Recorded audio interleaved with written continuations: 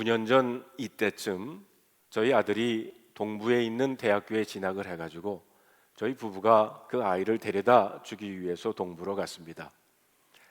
마침 기숙사를 주일날 연다고 해가지고 저희들의 계획은 뉴저지에서 저희 처남집에서 주일 새벽에 출발을 해가지고 9시 전에 학교에 도착을 해서 등록을 하고 기숙사에서 짐을 풀고 학교 근처에 있는 교회에 가서 오전 11시 예배를 드리기로 계획을 세웠습니다.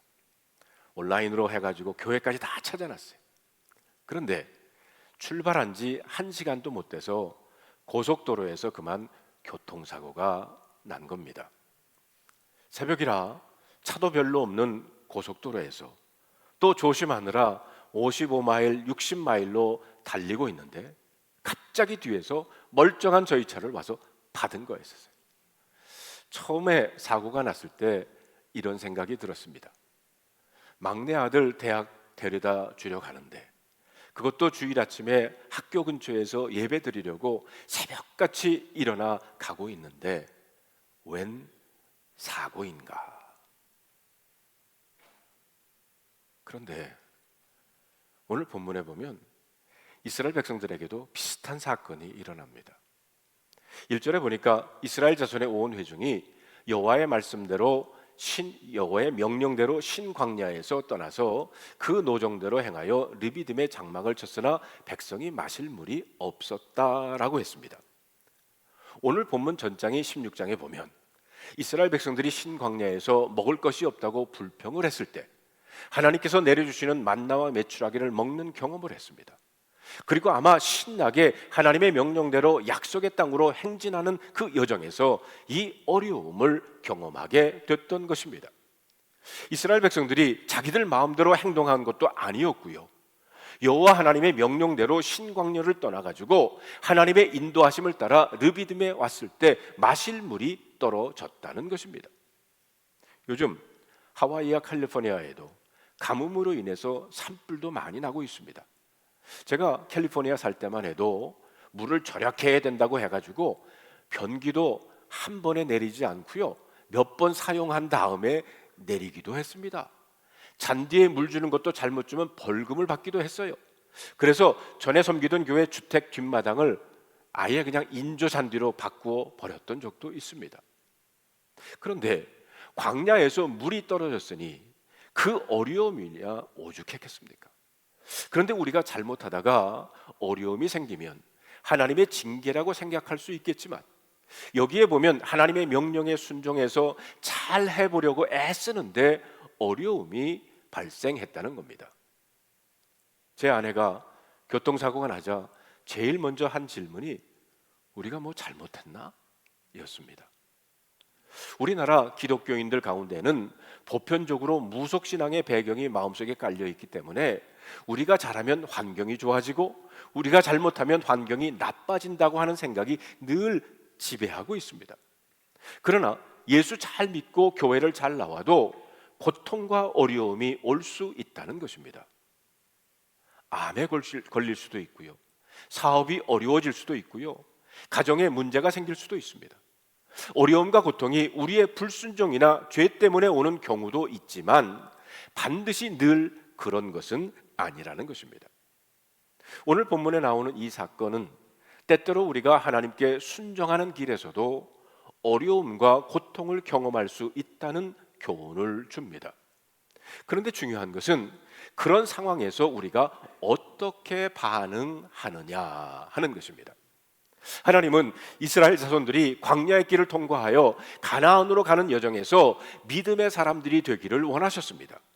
그런데 하나님의 기대와는 다르게 이스라엘 자손들의 믿음은 잘 자라지 못한 것 같습니다. 그들은 애굽에서 구원받기는 했지만 애굽의 불신앙을 여전히 버리지 못하고 있었던 것입니다. 홍해가 갈라지는 기적을 보고서도 마라의 쓴물을 단물로 바꾸시는 그 치료의 하나님을 경험하고도 심지어는 하늘에서 만나가 내려오는 기적을 날마다 체험하면서도 애굽의 불신앙과 노예 근성을 잘 극복하지 못하고 있었습니다. 그러다가 이번에는 르비딤에서 물이 없는 심각한 상황을 또 만나게 된 겁니다. 원래 르비딤이라고 하는 말은 원기 회복이라는 뜻을 가지고 있습니다.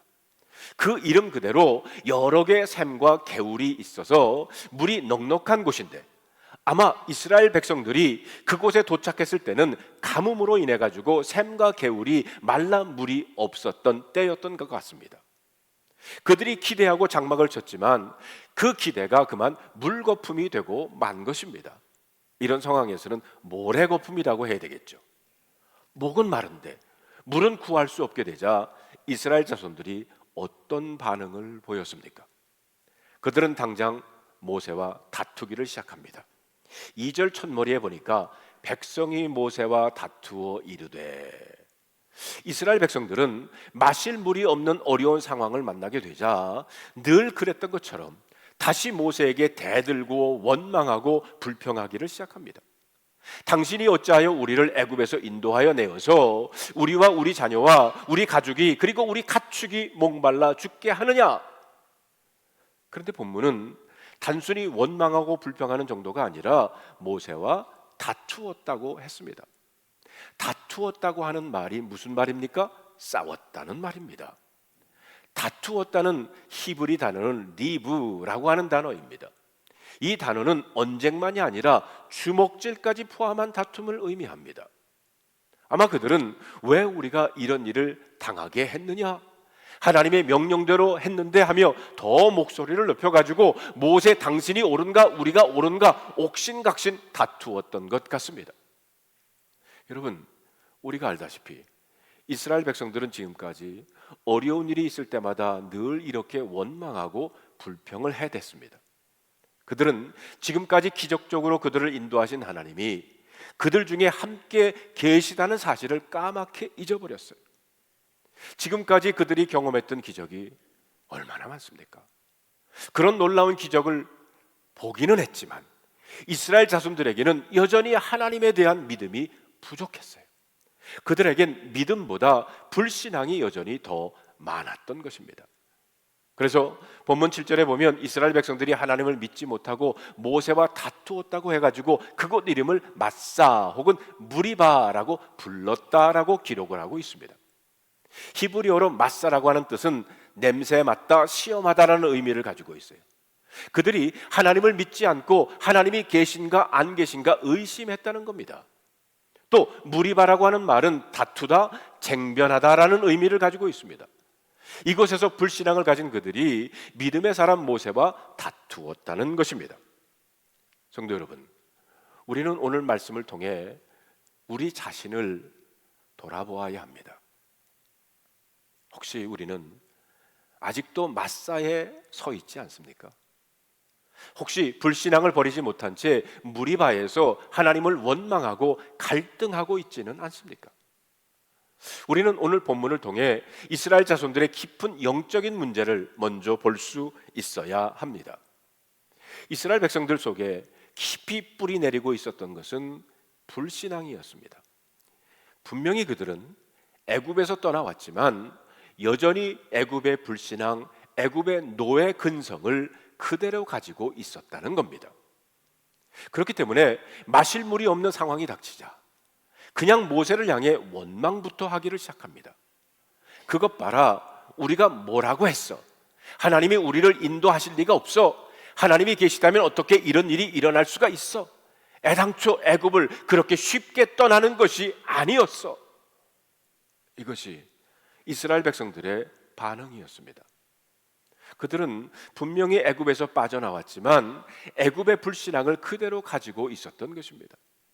모세가 하나님이 살아계신다, 우리는 하나님의 백성이다, 지금 우리와 하나님은 함께 하신다, 하나님이 우리를 책임져 줄 것이다, 아무리 얘기를 해도 이스라엘 백성들은 어려운 상황만 닥치면 하나님은 안 믿어지고 염려부터 먼저가 되고 작은 문제만 일어나도 원망부터 하게 되었다는 것입니다. 성도 여러분, 이 말씀을 들으면서 혹시 여러분들은 어떤 생각을 하십니까?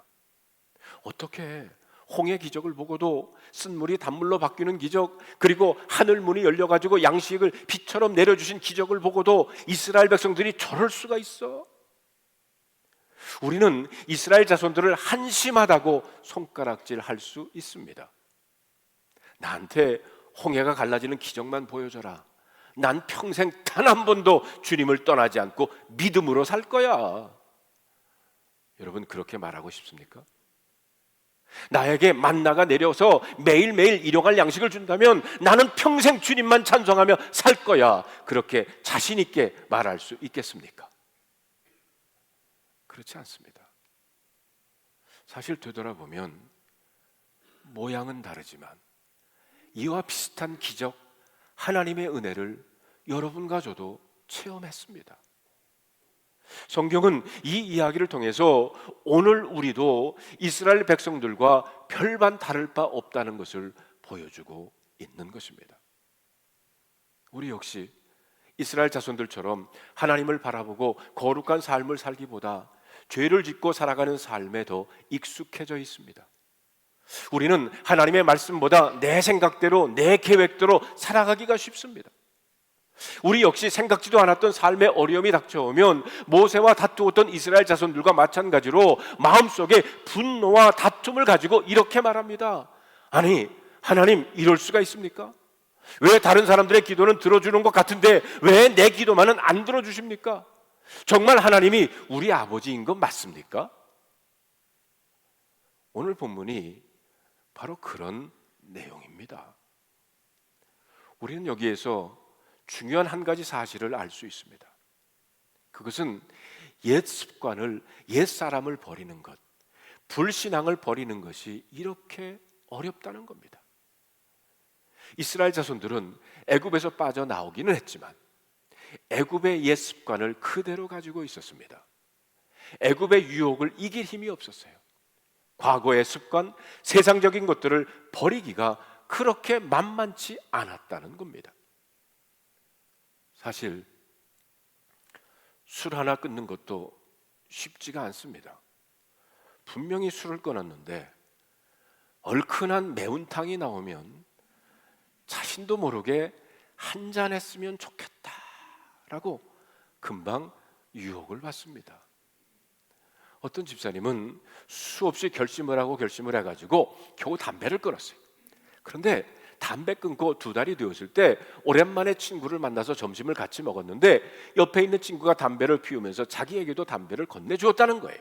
그러면 나 담배 끊었어 라고 말을 해야 하는데 자기도 모르게 그냥 친구 따라 담배를 피우다가 그만 금연에 실패하고 말았다는 겁니다. 그렇습니다. 애굽의 불신앙, 애굽의 유혹을 이겨야 약속의 땅 가나안에 들어갈 수 있습니다. 그래서 하나님은 이스라엘 백성들이 믿음의 사람이 되기를 원했어요.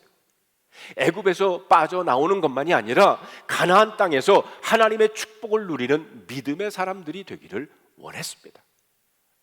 자, 그렇다면 이런 이스라엘 백성들과 다툼이 일어났을 때 지도자 모세는 어떻게 했습니까? 이스라엘 자손들이 하나님을 믿지 못하고 왜 물이 없느냐, 하나님이 이럴 수 있느냐, 정말 하나님이 살아계시느냐라고 불신앙적인 도전을 해왔을 때 모세는 어떻게 했습니까? 그런 불신앙을 이기는 길, 그것은 바로 하나님 앞에 그 문제를 가지고 나아가는 것입니다. 믿음의 사람 모세는 불신앙의 도전 앞에서 변명하거나 답변하라고 애쓰지 않았습니다. 사람들의 의견이나 사람들의 도움을 바라지도 않았습니다. 그는 하늘 아버지께 그 문제를 가지고 나갔어요. 성도 여러분, 믿음이란 바로 이런 겁니다. 사람을 찾거나 다른 방법을 연구하거나 자신을 향해 불평하는 사람들에게 보복하는 것이 아닙니다. 문제를 가지고 하나님께로 가는 것, 이것이 바로 믿음의 반응입니다. 믿음은 어떤 상황 속에서도 하나님을 구하고 찾는 겁니다. 모세는 하나님 앞에 나가서 이렇게 말합니다. 우리 4절에 있는 말씀을 우리 다 같이 한번 읽어볼까요? 모세가 여호와께 부르짖어 이르되 내가 이 백성에게 어떻게 하리이까? 그들이 조금 있으면 내게 돌을 던지겠나이다. 여러분, 모세는 불신앙의 사람들을 설득하려고 하지 않고 그 문제를 가지고 하나님 앞으로 나갔습니다. 불신앙은 설득으로 해결되지 않습니다. 잘못하다간 싸움이 됩니다. 모세는 그 문제를 가지고 하나님 앞으로 나갔어요.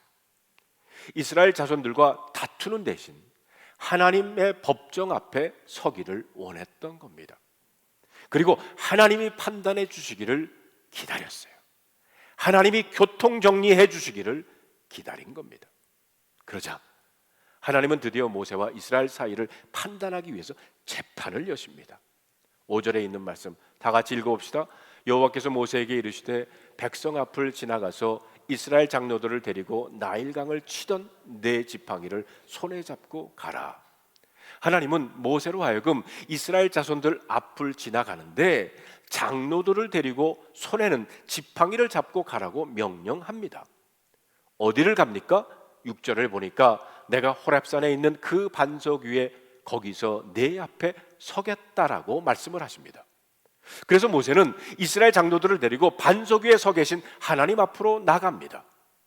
이 장면은 우리로 하여금 재판의 자리를 연상케 합니다. 재판장이신 하나님이 그 반석에 서서 모세와 이스라엘 자손 사이를 판단하시고 잘못을 가리실 것입니다. 그러면 당연히 재판장이신 하나님은 모세의 손을 들어주시고 불신앙의 사람들, 저 이스라엘 백성들을 심판하실 것입니다. 그리고는 나일강을 피로 변하게 했던 그 모세의 지팡이, 홍해를 갈랐던 그 지팡이로 불신앙의 이스라엘 백성들을 내리치면서 심판하실 것입니다. 그런데 오늘 본문에 보면 기가 막힌 반전이 일어납니다. 우리 생각으로는 하나님께서는 모세의 지팡이로 저 불신앙의 사람들, 그렇게도 하나님을 믿지 않고 원망과 불평만을 하는 이스라엘 자손들을 향해 내리치셔야 했습니다. 그런데 하나님은 너는 그들을 치라 이렇게 말씀하지 않고 너는 그 반석을 치라라고 말씀을 하십니다. 여러분 놀랍지 않습니까? 우리는 당연히 하나님께서 불신앙으로 다투기만 하는 그 이스라엘 백성들을 심판할 것이라고 생각할 수 있습니다. 여러분, 지금까지 벌써 몇 번째입니까? 하나님을 배반한 게. 하나님이 지치셔서 이스라엘 자손들을 벌하실 것이라고 생각을 했어요. 그런데 하나님은 모세에게 지팡이를 들어서 저 불평하고 원망하는 이스라엘 자손들을 치라고 하지 않고 대신에 뭘 치라고 하십니까? 그 반석입니다. 하나님은 그 반석을 치라고 하셨습니다. 우리나라 말에는 정관사 개념이 불분명할 때가 있어요. 그러나 원문이나 영어 성경에는 정관사의 역할이 참 중요합니다. 원문은 그냥 반석이라고 말하지 않고 the rock, 그 반석이라고 표현합니다. 호렙산의 아무 반석이 아니라 하나님이 치라고 말한 그 반석이라는 겁니다. 중요한 것은 그 반석이라는 말 속에는 하나님이 계획한 어떤 사실이 있다는 것을 암시하고 있다는 것입니다. 성도 여러분, 그 반석이 무엇입니까? 하나님은 그냥 반석을 치라고 하지 않고 일부러 그 반석을 치라고 하셨어요. 그 반석이란 바로 하나님이 서신 곳입니다. 하나님은 내가 호렙산에 있는 그 반석 위 거기서 내 앞에 서리라 이렇게 분명히 말씀하셨어요. 반석 위에 누가 섰다고요? 바로 하나님이십니다. 그리고 난 다음에 모세에게 그 반석을 치라고 말씀을 하세요. 그렇다면 여러분, 모세가 지팡이를 들어서 쳤는데 누구를 친 겁니까? 그렇습니다. 바로 하나님 자신입니다. 실제로는 하나님은 모세에게 지팡이를 들어서 나를 치라 이렇게 말씀하신 거예요. 그 하나님의 지팡이로 사실은 저 원망하고 불평했던 이스라엘 자손을 쳐야 마땅합니다. 공의로운 하나님의 지팡이는 죄를 범한 인류를 향해 하나님의 진노를 쏟아 부어야 마땅합니다. 그런데 하나님은 그렇게 하지 않으셨어요. 대신에 하나님은 나를 치라고 하신 거예요. 참 놀라운 말씀입니다. 저는 이 말씀을 묵상하면서 가슴이 뜨거워졌어요. 어려운 일을 만나기만 하면 원망하고 불평하고 하나님의 종 모세와 다툰 저 이스라엘 백성들, 하나님은 얼마든지 홍해를 가른 그 능력의 지팡이로 그들을 치라고도 할 수 있습니다. 그들을 심판해도 누구 하나 말릴 사람 아무도 없습니다. 그런데 하나님은 그렇게 하지를 않으셨어요. 하나님은 자기 백성들을 심판하는 대신에 자신을 치라고 하십니다. 대신 맞으신 하나님, 우리는 여기에서 하나님의 놀라운 사랑을 볼 수가 있어요. 보통 자녀들이 잘못을 저지르면 부모가 대신 책임을 지고 대신 사과를 하고는 합니다. 그 아이를, 자녀를 사랑하기 때문이에요. 부모들은 잘못한 아이 보고 내가 책임지라고 하지 않습니다. 제 아들아이가 그 대학교 때 가다가 사고 난 그 아들아이가 7살 때 교회 앞에 세븐일레븐에서 바스켓볼 카드를 훔친 적이 있어요. 그걸 알고 제가 그 가게에 데리고 가서 아들 입으로 사과를 하게 하고 제가 바스켓볼 카드 값을 지불한 적이 있습니다. 그렇습니다. 하나님은 자기 백성에게 심판과 진노를 쏟아붓는 대신 자기 아들 예수 그리스도를 이 땅에 보내어 우리가 서야 할 심판 자리에 대신 세우셨습니다. 그리고 십자가에서 죽게 하셨습니다. 그런 의미에서 깨어진 반석은 바로 십자가에서 우리 대신 죽으신 예수 그리스도를 선명하게 보여줍니다. 우리가 맞고 심판받아야 할 그 자리에 오셔서 대신 깨어진 반석이 바로 우리 주님 예수 그리스도이십니다. 이것이 바로 굿뉴스 복음입니다. 사도 요한은 이 하나님의 사랑을 깨닫고는 이렇게 기록을 하고 있습니다. 하나님이 세상을 이처럼 사랑하사 독생자를 주셨으니 이는 그를 믿는 자마다 멸망하지 않고 영생을 얻게 하려 하심이라. 하나님이 그 아들을 세상에 보내신 것은 세상을 심판하려 하심이 아니요 그로 말미암아 세상이 구원을 받게 하려 하심이라. 중요한 것은 반석이 깨어지면서 샘물이 솟아났다는 거예요.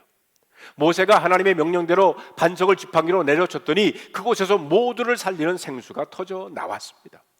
그리고 그 물로 모든 이스라엘 백성과 그 가축들이 살 수 있게 되었다고 본문은 기록하고 있습니다. 보십시오.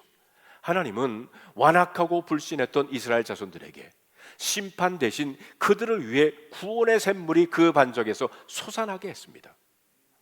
후일 사도 바울은 고린도전서 10장에 이 사건을 이렇게 해석하고 있습니다. 형제들아, 너희가 알지 못하기를 원하지 아니하노니 우리 조상들이 다 구름 아래에 있고 바다 가운데로 지나며 모세에게 속하여 다 구름과 바다에서 세례를 받고 다 같은 신령한 음식을 먹으며 다 같은 신령한 음료를 마셨으니 이는 그들을 따르는 신령한 반석으로부터 마셨음에 그 반석은 곧 그리스도시니라. 바울은 여기에서 모세가 지팡이로 친 그 반석을 그리스도라고 말합니다. 신령한 반석, 그 반석이 그리스도라는 겁니다. 성경의 진리는 분명합니다. 하나님은 저와 여러분들을 심판하기보다 구원하시기를 원하십니다. 그래서 하나님의 아들 예수님을 이 땅에 보내셨습니다. 그리고 그 예수님이 십자가에서 저와 여러분을 대신해서 죽으셨습니다. 반석에서 솟아난 샘물은 그런 의미에서 은혜의 샘물입니다. 사실 이스라엘 백성들이 이 샘물을 받을 자격이 없어요. 그들은 목이 타서 죽어도 될 그런 불신앙의 사람들입니다. 그러나 하나님은 자격을 따지지 않았고 그 백성들에게 은혜를 베풀어 주셨습니다. 그 반석에서 샘물이 터져나오게 하셔서 그들의 목마름을 해결해 주셨습니다. 우리는 오늘 본문에 나타난 것으로는 반석에서 얼마나 많은 물이 나왔는지 알 수가 없어요. 그런데 시편 105편에 보면 반석을 여신즉 물이 흘러나와 마른 땅에 강같이 흘렀다라고 했습니다. 물이 쏟아져 나와서 그 근처의 마른 땅을 강처럼 덮어버렸다는 겁니다. 성도 여러분, 하나님의 은혜는 그런 의미에서 모자라지 않다는 것을 여러분 잊지 마시기를 바랍니다. 겨우 목을 축일 정도가 아니라는 거예요. 넘쳐서 강물이 되었습니다. 하나님이 우리에게 주시는 은혜와 사랑은 이렇다는 겁니다. 그러므로 우리는 오늘 본문을 통해서 철저하게 하나님을 신뢰하는 것을 배워야 합니다. 우리 생각에는 먹을 것도 없고 물도 없는 것 같아도, 그래서 이대로 죽다 가다간 다 죽겠구나 하는 생각되는 상황이라 할지라도 성도 여러분, 하나님을 바라보시기를 바랍니다. 하나님은 홍해를 가르시고 이스라엘 자손들을 마른 땅으로 건너게 하셨고, 마라에 쓴 물을 단물로 바꿔주셨습니다. 또 하늘의 문을 여시고 만나를 내려서 이스라엘 자손들이 결코 굶주리지 않게 하셨습니다. 그것만이 아니라 오늘 본문에서는 반석에서 샘물이 솟아나게도 하셨습니다.